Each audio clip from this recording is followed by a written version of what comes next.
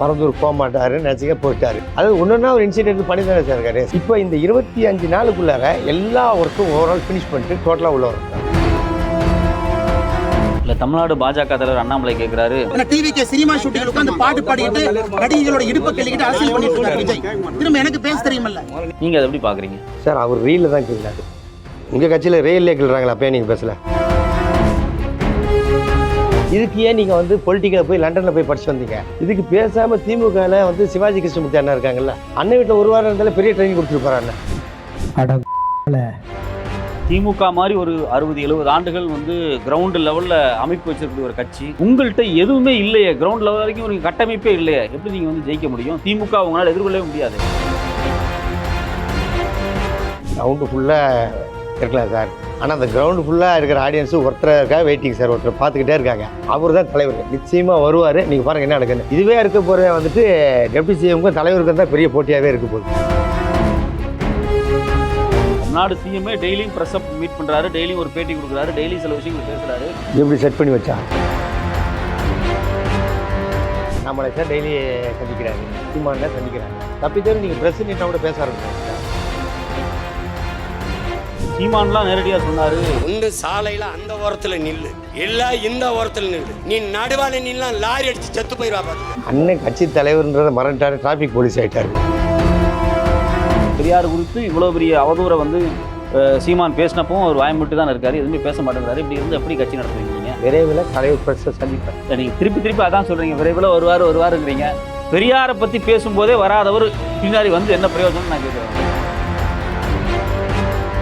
ஆனந்த் வந்து ஒரு பெரிய தடையா இருக்காருன்னு சொல்றீங்க. இப்படிலாம் சொன்னா நாளைக்கு உங்களை வந்து கட்சியிலேருந்து மேலிடத்துலேருந்து ஒரு பெரிய நெருக்கடி வராதா உங்களுக்கு? சார் இந்த மாதிரி விஷயங்கள்லாம் பண்ணாதான் சார் நீங்கள் போக முடியும், மூவ் ஆன் பண்ண முடியும். இல்லைன்னு அவர் பாண்டிச்சேரி செக் போஸ்ட் மாதிரி அப்படின்னு இருந்தால் என்ன சார் பண்ண?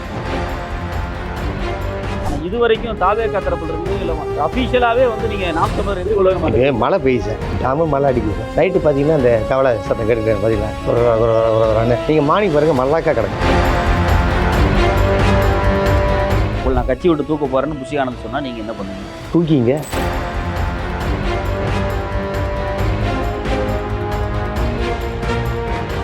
ட்ரெண்டிங் தமிழ் நேயர்களுக்கு வணக்கம்.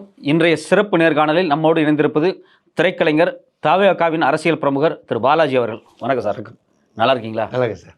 உங்களுடைய சமீபத்திய அரசியல் வரவு வந்து நாங்கள் வந்து வரவேற்கிறோம், வாழ்த்துக்கள். Thank you sir. தேங்க்யூ. இந்த அரசியல் பயணத்துக்கு முன்னாடி, குறிப்பாக வெற்றி கழகத்துக்கு நீங்கள் போகிறதுக்கு முன்னாடி உங்களுக்கும் விஜய் சாருக்குமான நட்பு என்கிறது தோங்குது?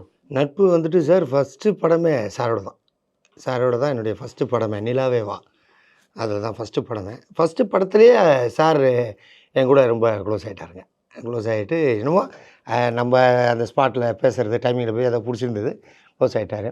கிட்டத்தட்ட ஒரு 10 வருஷம் சாரோட ட்ராவல் பண்ணியிருந்தேன்.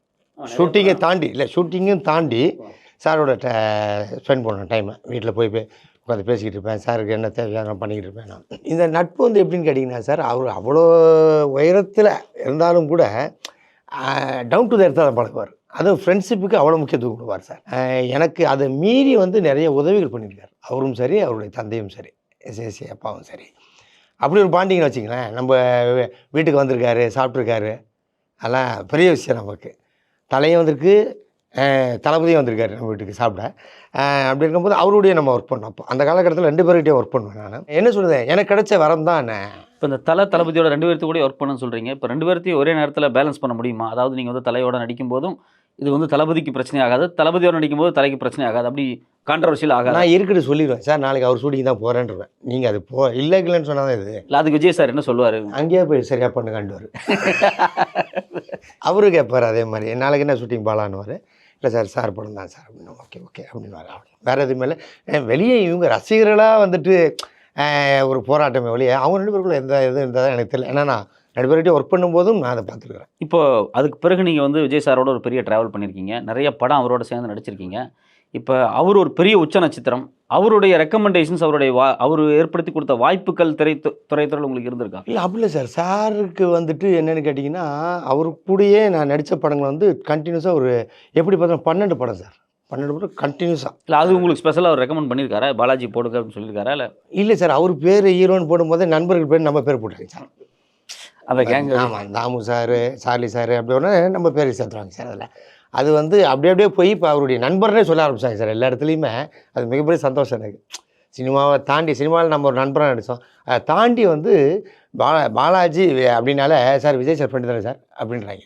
அந்தளவுக்கு வந்திருக்குது பெரிய விஷயம் தான். இல்லை அவருக்கு சில நெருக்கடியான குடும்ப சிக்கல்கள் வரும்போது அது மாதிரி பெரிய கான்ட்ரவர்சியாக வெளியே பேசும்போதெல்லாம் உங்களோட பகிர்ந்துருக்காரா? உங்களோட ஒரு உரையாடல்? இல்லை சார், நான் அதில் தலையிட மாட்டேன் சார். ஏன்னா அது அவருடைய பர்சனல், நான் தலையிடுறது கிடையாது. எதுவும் பேசுகிறேன், அவரும் பெருசாக பேச மாட்டார், அதை பற்றி பேச மாட்டார். நீங்கள் அவரோட நெருக்கம்னா இப்போ பணியூர் வீடுகளுக்கு போயிட்டு வர்றது உண்டு, அது மாதிரி போய் நேரடியாக ரொம்ப சார் எப்போயா ரேராக போகிறது உண்டு சார். அதுக்கப்புறம் தான் ஒரு கட்சி ஆரம்பித்து சார் இது பண்ணாங்க. நான் 2 விஷயம் சார், பாலாஜி நீங்கள் 2 இடத்துல பார்க்கலாம். ஒன்றா விஜய் டிவியில் பார்க்கலாம், இல்லை விஜய் சாரோட பார்க்கலாம். எங்கள் விஜய் டிவியில் எதுவும் ஒர்க் இல்லைன்னா தலைவரோட இருப்பேன். தலைவர் வந்து இது பண்ணுவாங்க. இப்போ குறிப்பாக வந்து பிக் பாஸுக்கு பிறகு நீங்கள் வந்து நிறைய நிகழ்ச்சிகளை அவாய்ட் பண்ணிவிட்டு பாலிடிக்ஸ்குள்ளே போன மாதிரி இருக்கு, என்ன காரணம்? காரணம் சார், எனக்கு ஆரம்பத்துலேருந்தே வந்து இந்த பப்ளிக் சர்வீஸில் ரொம்ப இன்ட்ரெஸ்ட் சார். நானே வந்து என்னால் முடிஞ்சது, அதாவது எனக்கு இந்த என் சக்திக்கு இவ்வளோ முடியும் அப்படின்ற மாதிரி ஒன்று இருக்குது இல்லையா, அதில் நான் ஹெல்ப் பண்ண ஆரம்பித்தேன் சார். குறிப்பாக பார்த்தீங்கன்னா அரசு பள்ளிகளுக்கு நிறையா ஹெல்ப் பண்ண ஆரம்பித்தேன். அப்படியே நான் மாற்றிட்டேன் சார் டோட்டலாகவே. இல்லை கட்சிக்கு வேலைக்கு வர்றதுக்கு முன்னாடியாவா? இல்லை ஆமாம் சார், அதுக்கு முன்னாடி நான் சோஷியல் இது ஒர்க்கு நிறைய பண்ணிகிட்டு இருப்பேன் சார். ஏதாவது ஸ்கூலில் ஏதாவது ஹெல்ப் கேட்பாங்க, டக்குன்னு ஒன்றா பண்ணி கொடுப்பேன். ஒரு 50,000த்துக்குள்ளே நம்ம சக்தி சார், அதுக்குள்ளே என்ன பண்ணி கொடுத்துருவேன். அதுக்கு மேலேனா பண்ணுறதுக்கு வாய்ப்பு இல்லை. ஏன்னா நம்மளுக்குன்னு ஒரு இது இருக்குது. அந்த மாதிரி பண்ணிகிட்டு இருக்கும்போதே நிறைய பேர் பாருங்க. அது இல்லாமல் என்னென்னா, இந்த ஒரு பையன் வந்துட்டு வெட்டிட்டாங்க நம்ம இந்த ஊர் இதை திருநெல்வேலிக்கு முன்னாடி ஒரு ஊரில். ஆமாப்பா, நாங்குநேரிப்பா. அந்த பையன் வந்துட்டு அரசாங்கத்துடைய உதவியோடு படிக்கிறான். அந்த பையனை போய் நான் நேராக பார்த்தேன் சார். அந்த பையன் மதிப்பெண்கள் ஏதோ அதிகமாக எடுத்துருக்கான், அது மூலிமா கவர்மெண்ட் பண்ணாங்கன்னொன்னே நான் நேராக போயிட்டேன் சார். நேராக போய் அந்த பையனை பாராட்டிட்டோன்னா இந்த மாதிரி பார்ப்பேன் சார். அப்புறம் 100க்கு 100 ஸ்ரீமதினு ஒரு பொண்ணு, அந்த பொண்ணை போய் பார்த்தேன் சார். திருவள்ளூரில் தமிழில் 100க்கு 100 எடுத்திருக்காங்க. அவங்கள போய் பார்த்து அவங்கள வந்து ஒரு காலேஜில் சேர்த்து விட்டுட்டு ஃபீஸ் நானே கட்டினேன் சார். அந்த மாதிரி நம்ம சக்தியாக இது பண்ண எனக்கு என்ன ஆச்சுன்னா, அந்த பப்ளிக் சர்வீஸு நமக்கான ஒரு விஷயம் வரும்போது இன்னும் கொஞ்சம், அதாவது ஜென்ரலாக ஒரு பாலாஜி அப்படின்னும் போது அது வேறு விஷயம் சார், ஒரு ஆக்டர் பண்ணுறான்னு. இப்போ நம்மக்கிட்ட ஒரு இது வந்துச்சு, ரெஸ்பான்சிபிலிட்டான ஒரு விஷயம் இருந்துன்னு வச்சிங்களேன், இன்னும் நம்ம வேகமாக ஓடுவோம். அந்த சமயத்தில் தான் தலைவர் கட்சி ஆரம்பிக்கிறார். இல்லை கட்சிக்கு முன்னாடி அவர் ரசிகர் மன்றங்கள், அவருடைய நற்பணி அமைப்புகள் அப்படியே போயிருக்கேன் சார். அது நீங்கள் செயல்பட்டு? ஆமாம் சார், கண்டினியூஸாக பார்த்தீங்கன்னா நம்ம ஈசிஆரில் வந்து சரவணன் சார் தெரியும் உங்களுக்குன்னு நினைக்கிறேன். ஈசிஆர் சரவணன் இப்போ மாவட்ட செயலெல்லாம் இருக்கார். அவருடைய நிகழ்ச்சி எல்லாமே விஜய் சாருடைய பர்த்டேவோ ஒரு நலத்திட்டமோ நடத்துனாங்கன்னா நாங்கள் இருப்போம் சார். அதே மாதிரி வெள்ளூரில் எல்லா ஊர்லேயும் நான் கலந்துக்கிட்டு இருக்கேன் சார். இப்போ குறிப்பாக உங்கள் ஃப்ரெண்டுன்னு சொன்னீங்க, ரொம்ப க்ளோஸாக பழகுவார், ஆனால் அதே சமயத்தில் வந்து ஒரு டிஸ்டன்ஸ் இருக்குது, ஒரு மதிக்கத்தக்கவன்னு சொன்னீங்க. ஒரு நண்பராக இருந்தவர் ஒரு தலைவராக மாறி இருக்கிறார். நீங்கள் இப்போ எந்த இடத்துல இருக்கீங்க? நண்பராக இருக்கீங்களா, இல்லை தொண்டராக இருக்கீங்களா, இல்லை என்னவா இருக்கீங்க இப்போ கட்சியில்? இல்லை ஒரு மன ரீதியாகவே நான் கேட்குறேன். ஃபஸ்ட்டு நண்பர், இப்போ தொண்டன் சார். முதல்ல நண்பர், இப்போ தொண்டராக இருக்கீங்க. என்னென்னா ஒரே ஒரு விஷயம், நீங்கள் சினிமாவில் அவரோட பயணிக்கும் போது அந்த ஸ்டைல் வேறு சார். இப்போ அவர் வந்து தலைவர் ஆகிட்டார். உங்களுக்கு எப்படி இருக்கும்? கூட ட்ராவல் பண்ண உங்களுக்கு எப்படி இருக்கும்?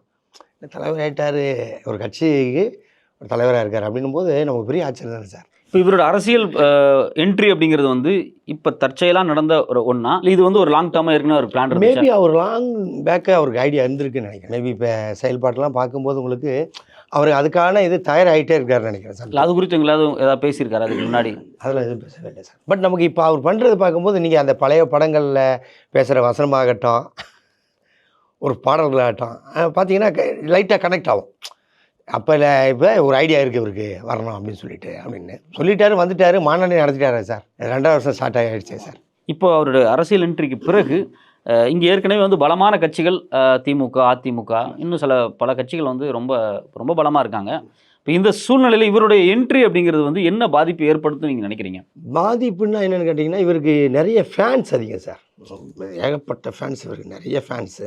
ஒன்று என்னென்னு கேட்டிங்கன்னா, இவருடைய என்ட்ரி அப்படின்னும் போது புதுசாக ஒருத்தர் வராரு, அது நமக்கு தெரிஞ்சவர் வராரு, திரையில் பார்த்தவர் இன்றைக்கி வந்து நமக்காக இறங்கி அவ்வளோ இதே விட்டுட்டு வரங்கிறாரு.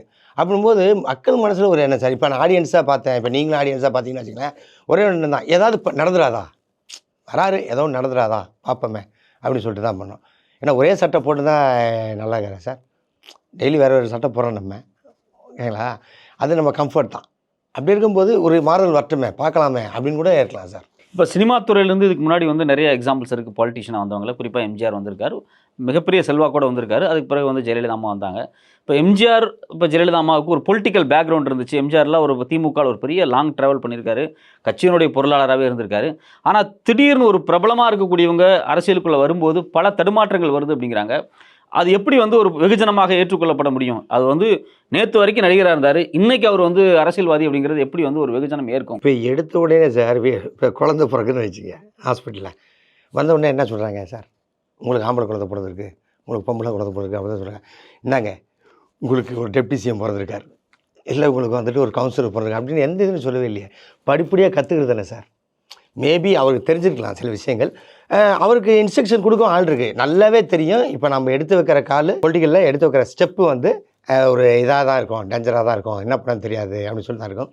இதெல்லாம் தெரியுதுன்னு சார் வந்திருக்காரு. அவர் மேலே வைக்கக்கூடிய விமர்சனமே, அவர் ஒரு சினிமா பிரபலம், ஒரு 50 வருஷம் வந்து அவருக்கு வயசாகுது, அதில் கிட்டத்தட்ட 30 வருஷத்துக்கு மேலே சினி ஃபீல்டில் இருந்திருக்காரு, சினிமாவில் இருந்தவருக்கு என்ன தெரியும் அப்படிங்கிற கேள்வி திரும்ப திரும்ப வைக்கப்படுதில்ல. நீங்கள் நிதானமாக தான் பார்க்கணும் சார், என்ன பண்ண போகிறாரு என்னன்றது நமக்கு தெரியாது. பட் நீங்கள் வாட்ச் பண்ணணும், அவர் என்ன பண்ண போகிறாரு, அடுத்த மூவ் என்னவாக இருக்கும். நீங்கள் ஒன்றுமே இல்லை, இப்போ வேங்க வயலுக்கு போனார், என்ன ஆச்சு சார் நீங்களே பார்த்துருப்பீங்க, ஜஸ்ட்டு போனார் அவ்வளோதான், ஓகேங்களா. அடுத்தது இப்போ மீனவர் பிரச்சனைக்கு போகிறான்றாரு.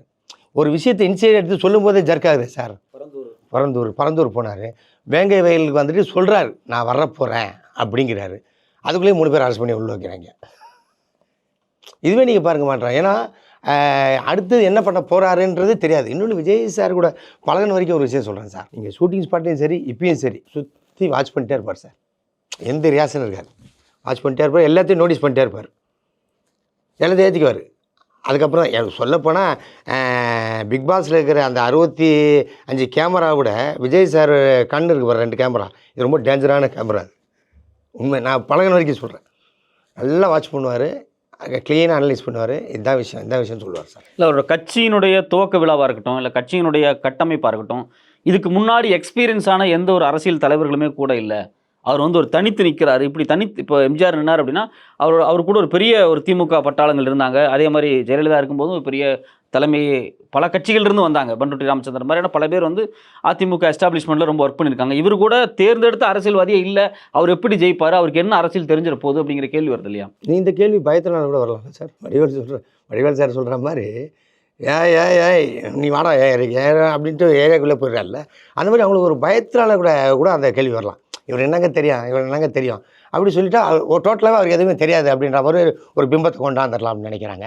அப்படி கிடையாது சார். விஜய் சார் வந்து நீங்கள் அண்டர் எஸ்டிமேட் பண்ணவே முடியாது சார். இப்போ ஒர்க் வித் ஹோம்னு சொன்னாங்க, வெளியே வந்து ஒரு விஷயத்துக்கும் இனிஷியேட் எடுத்து பண்ணுறாரு. இப்போ படம் முடிய போகுது சார், படம் ஆல்மோஸ்ட் 69 முடிய போகுதுன்னு ஃபுல் டைம் வரேன்றாரு. நீங்கள் பார்க்கணும் சார், நீங்கள் திருப்பி வாங்க வெளியேன்னா அவருக்கு சில பொறுப்புகள் இருக்குல்ல. கடைசி படம் ஒத்துக்கிட்டு இருக்காரு, சம்பளம் கொடுத்துருக்காங்க, அதுக்கு அவர் முக்கியத்துவம் கொடுக்குறாரு, ஓகேவா. சைமல்டேனியஸாக எதிர்பார்க்குறாரு. நீங்கள் கட்சியிலையும் சரி சார், அடிப்படை தொண்டன்லேருந்தும் சரி, இவர் கட்சியில் இருக்கிற பொறுப்பில் இருக்கணும்னு சரி யோசிக்கிறாங்களா என்னன்னு தெரியாது சார். பட் நான் பர்சனலாக ஃப்ரெண்டாக எனக்கு என்ன வயசோட வரேன்னு கேட்டிங்கன்னா, முக்கால்வாசி தூக்கம் போய்ட்டுருக்கு சார். சாருக்கு தூக்கம்ன்றதே இருந்திருக்காது. பாலிடிக்ஸ் வந்த பிறகு சொல்கிறேன், அது உண்மையாக என்னன்றது அவருக்கு மட்டும்தான் தெரியும். தூக்கம்ன்றது போயிட்டுருக்கு சார் அவருக்கு. இல்லை ஒரு கட்சி தொண்டர்களை நேரடியாகவே சந்திக்கலைங்கிற ஒரு குறை வந்து எப்பவுமே சொல்லப்பட்டுட்டே இருக்குது.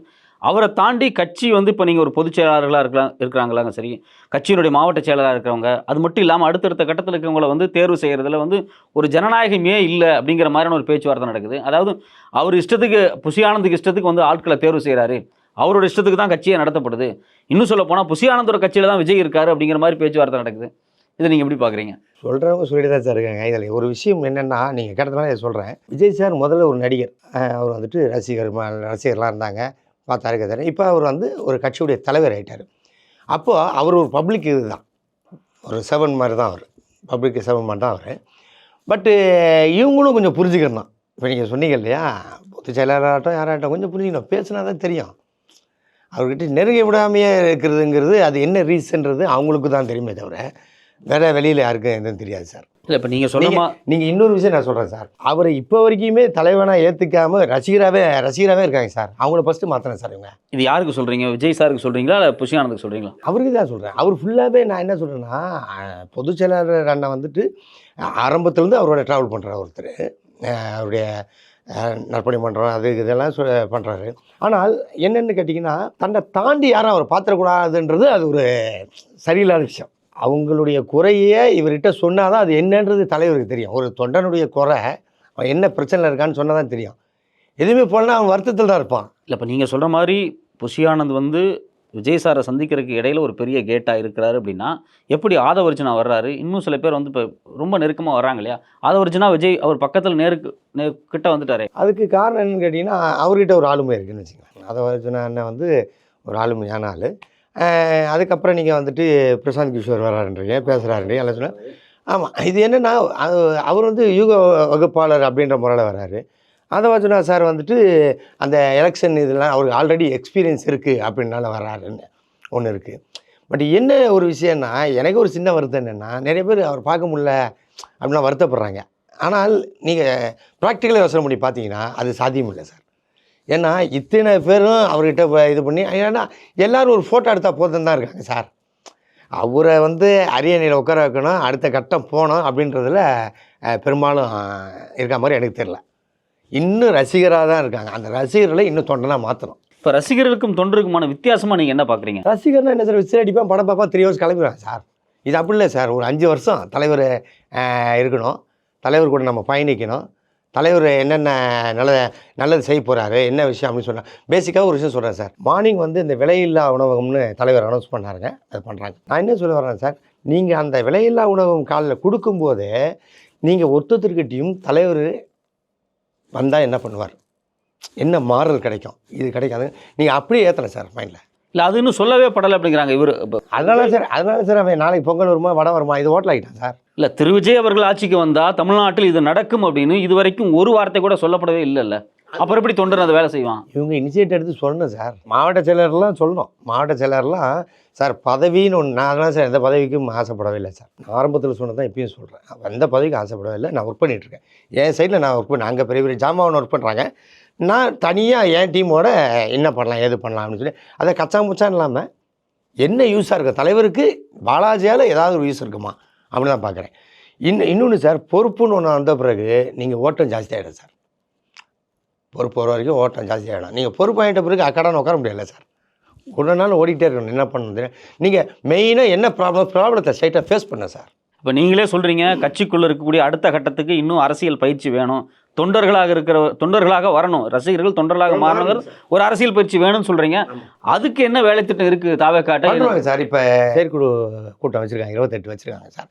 கண்டிப்பாக உள்ளுக்குள்ளே ஏதாவது ஒன்று விஷயம் பொதுச் செயலாளர் அவர்களும் இனிஷியேட் எடுத்து ஏதாவது சொல்லுவார். இன்னொன்று எனக்கு தெரிஞ்சு என்னென்னா, இவங்க எல்லாரையுமே கூப்பிட்டு இப்போ வந்துட்டு அவர் தலைவர், நீங்கள் தொண்டர், நீங்கள் ரசிகர் இல்லை, ரசிகர் தான் தொண்டராக இருப்பான் இல்லைன்னு சொல்ல வரல.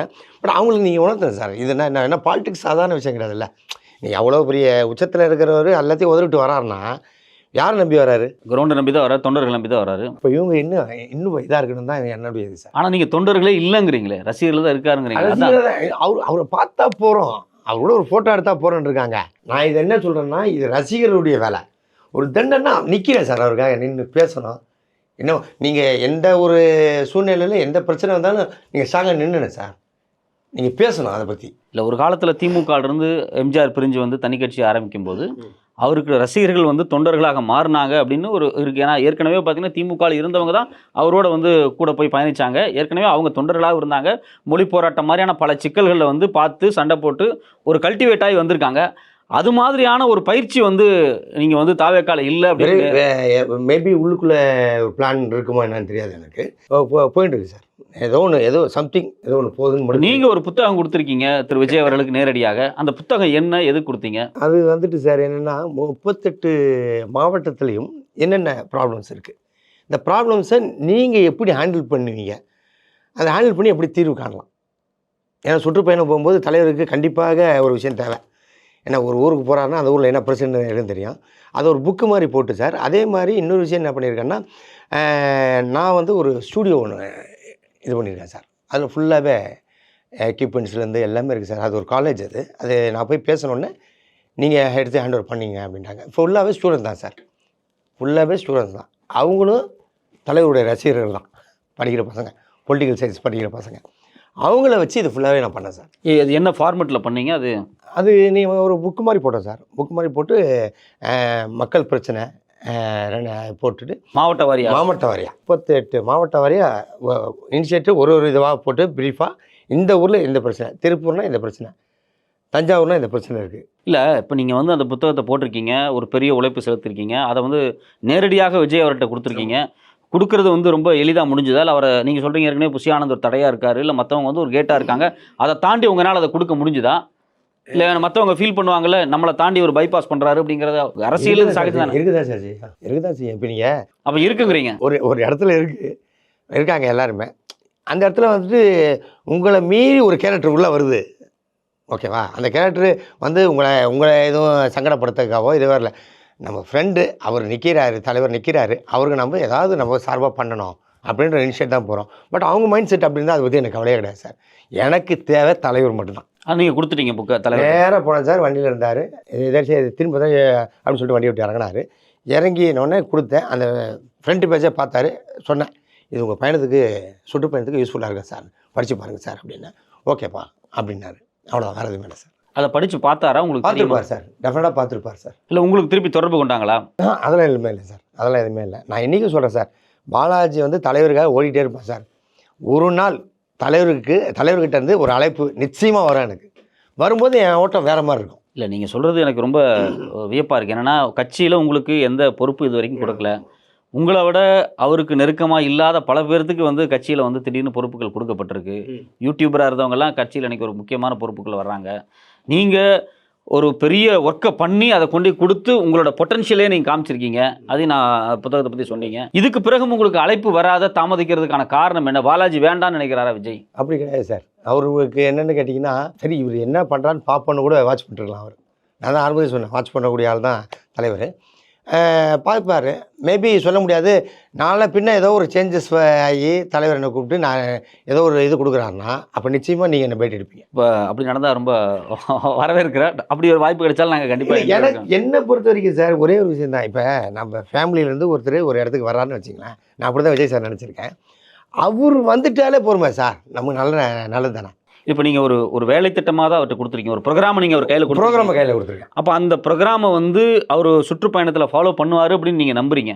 100% பண்ணுவார் சார். இல்லை, எல்லாரும் சுற்றுப்பயணம் போகிறாங்க, அவரும் சுற்றுப்பயணம் போகிறதுங்கிறது ரொம்ப இயல்பான ஒரு விஷயம் தானே. தமிழ்நாட்டில் இப்போ ராகுல் காந்தி கூட இந்தியா முழுக்க நடந்து போனார். இப்போ தமிழ்நாட்டில் எந்த அரசியல் இப்போ முதல்வர் நடந்து போயிருக்காங்க. எல்லாருமே வந்து நடந்து போகிறது அப்படிங்கிறது, மக்களை சந்திக்கிறதுங்கிறது இயல்பான ஒரு விஷயம் தானே. அந்த வகையில் விஜயும் நடந்து போகிறாரு அப்படிங்கிற மாதிரி எடுத்துக்கலாமா? இல்லை சார், இவர் போகும்போது இவர் எப்படி ஹேண்டில் பண்ணுறாங்க மக்கள்னு பார்க்கணும்ல. நீங்கள் சிஎம் கூட போகிறாருங்க, போயிட்டு மக்களை டேரெக்டாக பார்க்குறாரு, பேசுகிறாருன்னு சில விஷயங்களை தெரிஞ்சிருக்கணும் அவருக்கு. ஏன்னா எல்லாமே அவருக்கு தெரிஞ்சிருச்சு பிரச்சனை அப்படின்றது சாத்தியம் சார். சிலது கேட்டு தெரிஞ்சிக்கும் போது டேரெக்டாக கேட்கும்போது இன்னும் கொஞ்சம் இம்பாக்ட் அதிகமாக இருக்கும். அந்த மாதிரி சார் போகும்போது இருக்கலாம் இல்லையா?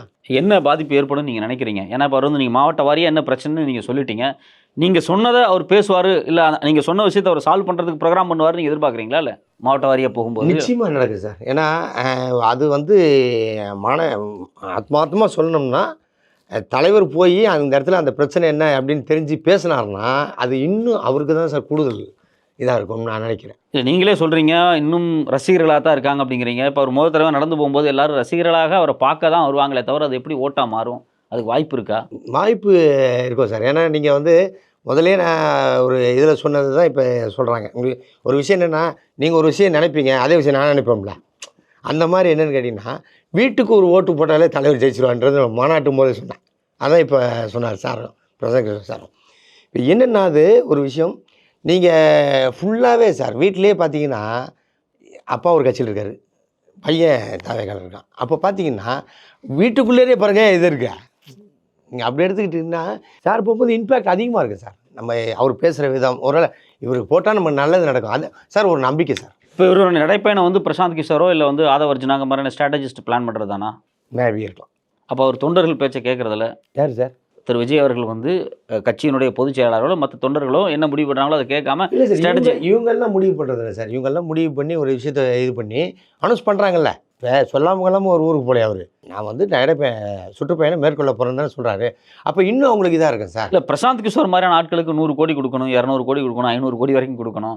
அவர் வந்து பண கொழுப்பில் இப்படி பண்ணுறாரு அப்படின்னு சில பேர் நேரடியாக விமர்சனம் பண்ணுறாங்க. நீங்கள் அதை எப்படி பார்க்குறீங்க? அது அவங்களுடைய கருத்து சார். அது அவங்களுடைய கருத்து. மேபி இப்போ இப்போ நீங்களே பிரசாந்த் கிஷோர் வேலையை தான் பார்த்துருக்கீங்க. இப்படிலாம் ஒன்றுமே இல்லை சார். நான் தான் சொன்னேன் வெளிப்படையாக பிரசாந்த் கிஷோர் என்ன வேலை பார்க்க போகிறாரு மாவட்டத்தில்? ஆக்சுவலாக ஒரு விஷயம் என்னென்னு கேட்டிங்கன்னா சார், பிரசாந்த் கிஷோர் சாருக்கு வந்து திருச்சியில் என்ன பிரச்சனை அவருக்கு தெரியாது சார், தஞ்சாவூரில் என்ன பிரச்சனை அவருக்கு தெரியாது. உங்களுக்கு தெரியுதுல்ல? அப்போ நீங்கள் பிரசாந்த் கிஷோர் இங்கே இருக்குது சார். ஆமாம், இங்கே இருக்குது சார். உடனே அங்கே இருந்தால் எனக்கு தெரியாதுல்ல சார். அது இல்லை, நான் என்ன கேட்குறேன் அப்படின்னா, பிரசாந்த் கிஷோருக்கு தெரியாத விஷயங்களை நீங்கள் எடுத்து முன் வச்சிருக்கீங்க நான் சொல்கிறேன். ஏன்னா நீங்கள் கொடுத்துக்கூட அறிக்கை அதான் நான் பார்க்குறேன். நீங்கள் வந்து சொன்னீங்க ஒரு மாணவர்களை வச்சு திரட்டி. அவருடைய எலெக்ஷன் வியூ அமைப்பு வேற மாதிரி இருக்கலாம். நான் கொடுத்தது ஜஸ்ட் தலைவர் சுற்றுப்பயணம் போகும்போது தலைவர் பேசிட்டா நல்லா இருக்கும். அதை பற்றிலாம் பேசுனா அவருக்கு தெரியணும். இல்லை நான் என்ன, நீங்கள் அப்படி போகிறீங்க. நான் அப்படி பார்க்க போனால் ஒரு மாவட்ட செயலாளர் இந்த வேலையை பார்த்துருக்கணுன்றேன் நான். பதவி வாங்குறீங்க, ஒரு தலைவர் ஒரு பொறுப்பை கையில் கொடுக்குறாரு, ஒரு நாணயம் கொடுக்குறாரு. அதோடைய சூட்சமம் என்னன்னு கேட்டிங்கன்னா, நான் புரிஞ்சுட்டு வரைக்கும் கொடுத்த பதவியில் நாணயமாக இருந்து தான் கொடுத்துருக்காரு. ஓகேங்களா? இப்பயும் சொல்கிறேன் சார், தலைவர் வாட்சிங் தான் சார் இருக்கார். அப்படியே மாறும் சார். இல்லை ஆனால் அதுக்குள்ளேயே பயங்கர கான்ட்ரவர்சி வருது கட்சியில் வந்து. எங்களை வந்து எந்த கட்சியில் கான்ட்ரவர்சி வரல சார் சொல்லுங்கள். இல்லை நீங்கள் எல்லா கட்சியிலுமே சார், வளர்ந்த கட்சியிலையும் கான்ட்ரவர்சி வருது, இதுலேயும் வருது, எல்லாத்தையும் வந்துட்டு தான் சார் இருக்கும். சமாளிக்க வேண்டியது தான் தலைவனுடைய வேலை. சமாளித்து தான் ஆகணும். என்ன பண்ணுவீங்க நீங்கள் நினச்சி பாருங்கள். அவருக்கு ஆரம்பத்திலேருந்து பேனர் போட்டவங்க, போஸ்டர் ஓட்டினவங்க, இவங்க எல்லாருக்குமே அவர் கொடுக்குறாரு பதவியை. ஏன்னா ஆரம்பத்துலேருந்து 15 லட்சங்களுக்கு கொடுக்குறாரு.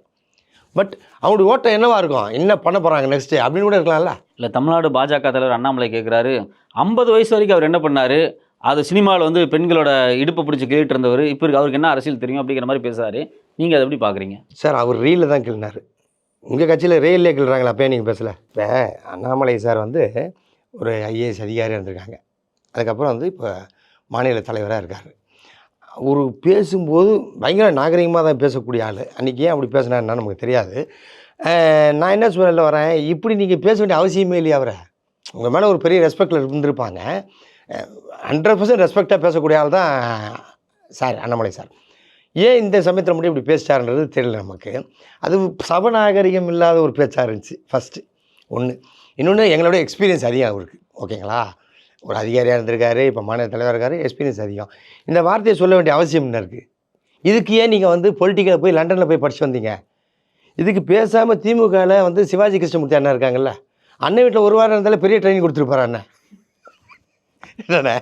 இல்லை, அவர் வைக்கக்கூடிய வாதத்தில் ஒரு நேர்மை இருக்குது. என்ன சொல்கிறார் அப்படின்னா, அதாவது வந்து பார்த்தீங்கன்னா வீட்லேயே உட்காந்து அரசியல் பண்ணுறாரு. அவர் வந்து ஒர்க் ஃப்ரம் ஹோம் தான் பண்ணுறாரு விஜய். அவர் எப்போ தான் வெளியே வருவார் சொல்லுங்கள் அப்படிங்கிறாரு. இவங்க ஏன் சார் எதிர்பார்க்குறாங்க? இவங்க என்ன வந்துட்டு, அதாவது உங்கள் வேலையை நீங்கள் பாருங்கள், அவர் எப்போ வரும் வந்துட்டு போகிறாரு வெளியே. அவர் ப்ரெஸ்ஸையே சந்திக்க மாட்டேங்கிறாரு விஜய். எப்போ தான் ப்ரெஸ்ஸை சந்திப்பார் அப்படின்னு ஆழமாக கேட்குறாங்க. நம்ம அதை எப்படி தப்புன்னு சொல்ல முடியும்? வெளியே வர மாட்டாருன்றீங்க, வந்துட்டார். பரந்தூர் போக மாட்டாருன்னு நினச்சிக்க போயிட்டார். அது ஒன்றுன்னா ஒரு இனிஷியேட்டிவ் எடுத்து பண்ணி தானே சார் இருக்காரு. சார் இவருக்கு என்னென்னு கேட்டிங்கன்னா சார், அவருடைய தொழில் வந்து நடிப்பு. தலைவருக்கு ஒரு படம் பண்ணியிருக்காரு, அதுக்கான இது ஃபுல்லாக முடியணும், ரெஸ்பான்சிபிலிட்டியாக இருக்கார். அதை மீறி நடுவில் இந்த வேலையில் பார்க்குறாரு. ஓகேங்களா? ஒன்று. இப்போ இந்த 25 நாளுக்குள்ளார எல்லா ஒர்க்கும் ஓவரால் ஃபினிஷ் பண்ணிட்டு டோட்டலாக உள்ளே வர போகிறார். நீங்கள் ஒருத்தரை புளியை பார்த்துட்டு குண்டுக்குள்ளே இருக்குது, என்ன வரமாட்டேங்கிறேன் வந்துருச்சுன்னா என்ன பண்ணுவீங்க? வந்துட்டா நீங்கள் ஓட வேண்டியதுனே, புளி எதிர்ப்புள்ள நிற்க முடியாதுல்ல. அதான் நான் சொல்கிறது. அப்போ ஃபுல் டைமாக அவர் வந்து பொலிட்டிக்கலாக 100% வருவார் சார். நீங்கள் எழுதி வச்சுங்க, ஒர்க்கு வந்து ஃபாஸ்ட்டாக போகும். இப்போ நீங்கள் வந்து தொண்டர்கள் வந்து ரசிகர்களாகத்தான் இருக்காங்க, இன்னும் தொண்டர்களாகவே மாறலன்னு நீங்கள் சொன்னீங்க. மாற்றணும் சார். மாறலன்றதை விட நம்ம மாற்றணும். இல்லை, நீங்களே வந்து ரசிகராக தானே இருக்கீங்க, பச்சைலாம் குத்திருக்கீங்க, பச்சை குத்திட்டு அதை ஒரு முக்கியமான விஷயமா காமிக்கிறீங்க. சார் ஒரு விஷயம் நல்லா தெரிஞ்சுங்க, அவர் ஆரம்பத்தில் நான் பயணிக்கிறதுனால எல்லா நிகழ்ச்சிக்கும் சாரோட போயிருக்கேன். அவர் எல்லா நிகழ்ச்சியிலுமே அதான் சொல்லுவார், என் நெஞ்சில் குடியிருக்கும் அப்படின்னுவார்.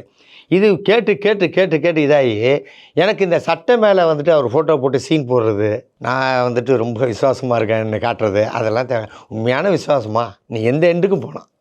அதனால தான் சார் நான் நேராகவே ஏன் நெஞ்சில் குடியிருக்காரு சார், நான் ஸ்ட்ரைட்டாகவே பச்சை குத்திட்டேன் சார். இல்லை, நீங்கள் ஒரு ஸ்டேட்டஸ் போட்டு ரொம்ப கான்ட்ரவர்சி ஆயிடுச்சு அப்படின்னு சொன்னாங்க. அது என்ன ஸ்டேட்டஸ்? என்ன? அது ஒன்றும் இல்லை சார். ஆதவர்ஜனா சார் வரும்போது புஷானந்தனை போய் ரிசீவ் பண்ணார் அவரை.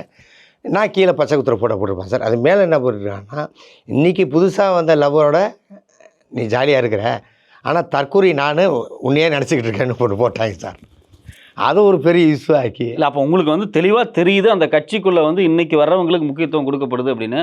ஆதவர்ஜனாவுக்கு ஒரு ஸ்ட்ராட்டஜிஸ்ட்டை தாண்டி அவருக்கு எவ்வளோ பெரிய முக்கியத்துவம் கொடுத்துருக்கிறது காரணம் அவருக்கு பணம் இருக்குது, வசதி இருக்குது, அதனால தான் அவர் கொடுத்துருக்காங்க. மற்றபடி அவருக்கு வேறு என்ன இருக்குது? அவர் லாட்ரி மார்ட்டினுடைய மருமகன். அதை தாண்டி ஆதவர்ஜனாட்ட வேறு என்ன இருக்குது? அவர் என்ன செஞ்சிட முடியும்? அவருக்கு வந்து கட்சி எவ்வளோ பெரிய பதவி கொடுத்துருக்காங்க. நீங்கள் எவ்வளோ பெரிய ஒர்க்கை பண்ணியிருக்கீங்க, கொடுக்கல இல்லையா? நான் அதை பெருசாக எதிர்பார்க்கவே இல்லையா சார். எனக்கு ஒரே ஒரு விஷயம் தான் சார், நான் இப்போயே சொல்கிறேன். ஆதவர்ஜுனா சார் இப்போ நீங்கள் சொன்ன மாதிரி வந்துட்டு பணபலம் உள்ளவர், ஆள் பலம் உள்ளவர், புஷியானந்தன் அந்த மாதிரி இவங்க எல்லாத்த விட ஒரே ஒரு சிறப்பு பாலாஜிக்கு தலைவரோட நண்பர். இதை விட என்ன வேணும் கேட்குறீங்க? இதோட நமக்கு என்ன சார் வேணும்? இல்லை, நண்பர் அப்படிங்கிறது வந்து கட்சிக்குள்ளே எந்த வகையில் உதவும்? பார்த்தீங்கன்னா இப்போ வந்து திமுக தலைவர் இருக்கார், திமுகவினுடைய துணை முதல்வர் இருக்காங்க, இவங்களுக்கு பல பேர் நண்பராக இருக்கலாம். நீங்கள் கூட அவருக்கு நண்பராக இருக்கலாம், உதயநிதி சாருக்கு. பட் அதுக்காக நண்பரை வந்து கட்சியில் கொண்டு வந்துட முடியுமா? நண்பரை கட்சியில் கொண்டாட முடியாது சார். ஒரு தொண்டனை கொண்டாட முடியல. நான் தொண்டனாக தானே இருக்கேன். நீங்கள் இந்த இன்டர்வியூ இல்லை சார், நான் இப்போ பேச வரைக்கும் பார்த்துருப்பீங்க. எந்த இடத்துலையுமே நான் அவரை வந்து விஜய்னு சொன்னவே இல்லையே. எல்லா இடத்துலையும் தலைவர் தான் சொல்கிறேன்.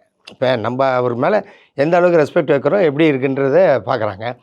நான் திருப்பி அதான் சொல்கிறேன், எனக்கான டைம், எனக்கான இது வரும். அப்போ தலைவர் அழைப்பார், கண்டிப்பாக நிச்சயமாக பாலாஜிக்கான ஒர்க்கை கையில் கொடுப்பாரு. இதை நீங்கள் பாருன்னவர். இல்லை, திமுக மாதிரி ஒரு 60-70 ஆண்டுகள் வந்து கிரவுண்டு லெவலில் அமைப்பு வச்சிருக்கக்கூடிய ஒரு கட்சி, அடுத்த தலைமுறையினுடைய தலைவராக உதயநிதி அவர்கள் வந்து முன்னிலையில் வந்து நிற்கிறாரு, ஒரு டெப்டி சிஎம் நிற்கிறாரு.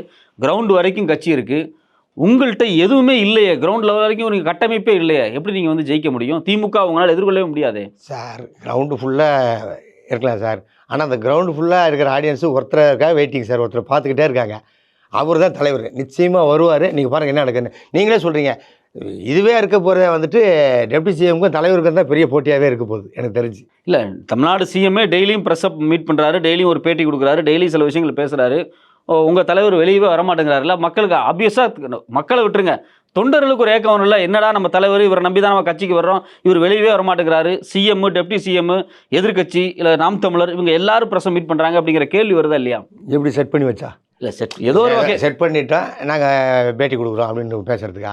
அப்படி தேவையில்லை சார். இல்லை, நீங்கள் அதாவது நீங்கள் பொலிட்டிக்கலில் சார் வந்து நிறையா அனுபவம் உள்ள ஆள். நீங்கள் பேசிக்கிட்டே இருக்காங்கல்ல சார், அதை விட சைலண்ட்டாக ஒருத்தர் இருக்கார்ல, அவர் என்ன பண்ண போகிறான்னு அந்த எதிர்பார்ப்பு தானே இருக்கான்.